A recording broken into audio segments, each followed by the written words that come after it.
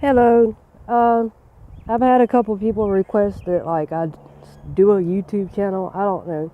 Uh, I really don't know exactly what like focus it'll be except just random stuff.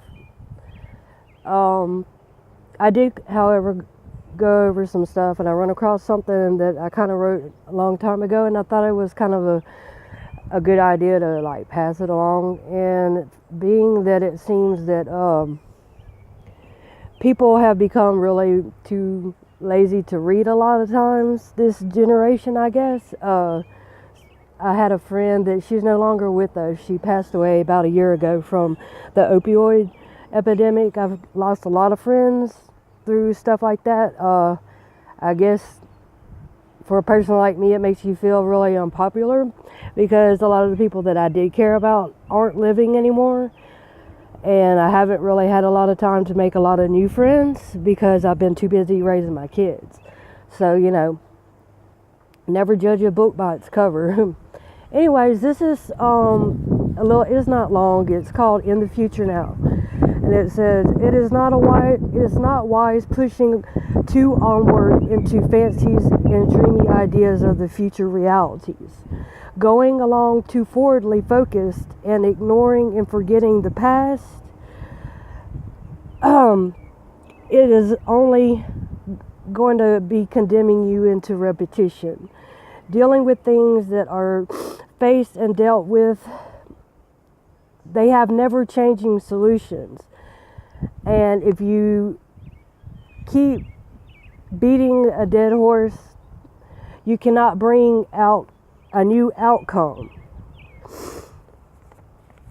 Repetition of these things only fuels madness of social insanity. Here in the now brings reason to the rhyme.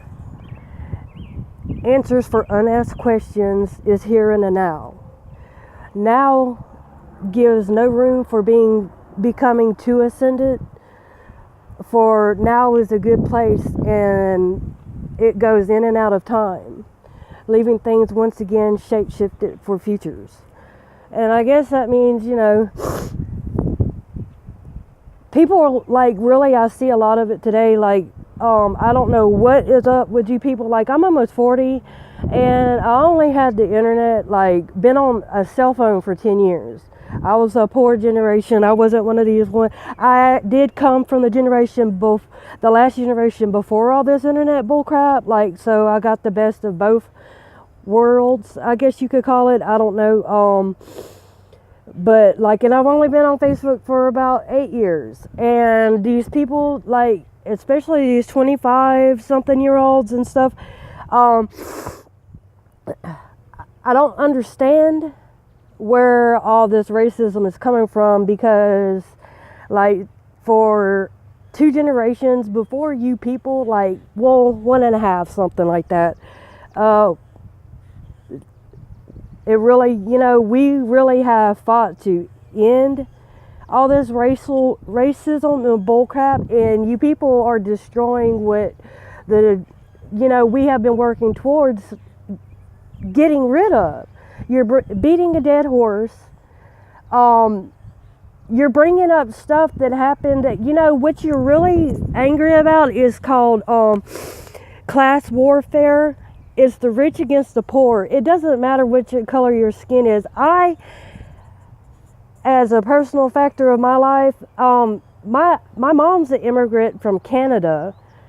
And my dad's side of the family, as far as I know, especially on my grandma's side, they were like first generation Scotsmen in this country. We had nothing to do with slavery. And a lot of people, if you do like anything with like the generation, millenniums and Generation X, you research any of that stuff, you'll see that there was like a time where there were a lot of immigrants brought in to like compensate for a status quo that was like people were sterile, like, so a lot of that, our generation didn't do a lot of booming, like the boom people, which I've caught a lot of hell from because they still think they're in charge and they're not.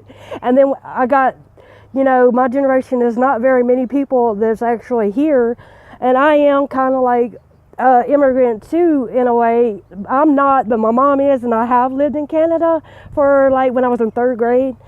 And I have interracial kids, and I feel like I was wrongly accused of racism from this girl that she went and told a bunch of people that I was racist. So a bunch of people believed that I was racist, and I'm like, how can you sit here when I've spent like a decade of my life dealing with stuff as a mother, a single mother, and then being disowned by her white family. Basically none of my family wanted to help me. And then I've had dealt with especially black women giving me the racist card because they felt like I was doing something to their culture because I had interracial kids. And if anything, I've taken like one for the team as far as like trying to end the racism in this world, like, and create something different, because obviously a lot of people, all you see is the color of the skin, and you got this hate. And I understand what your hate's for. It's for the rich people, not just the rich white people, the rich people in general, and you're poor. Okay, I come to that revelation when I was like 10 years old, and I don't understand what's wrong with you people. And I'm saying that to the white people, anybody that may feel some kind of way against somebody else because of the color of their skin. I hope that we could squash this and move on, because there's a lot more important things to be focused about. Like, we need to teach these new immigrants that's coming in that are going to be part of our society about our society and our culture, the good culture, not the ones that's reaping and maiming the poor, but you know what this country's about. And if you just going to sit there and teach and be a bad example of being a racist and being like, oh, racist, and keep that from you doing anything else in your life except promoting that kind of thing, then I don't understand what you think you're trying to accomplish with your lives. And I love the people that kind of like they want me to make a channel like this. I don't know.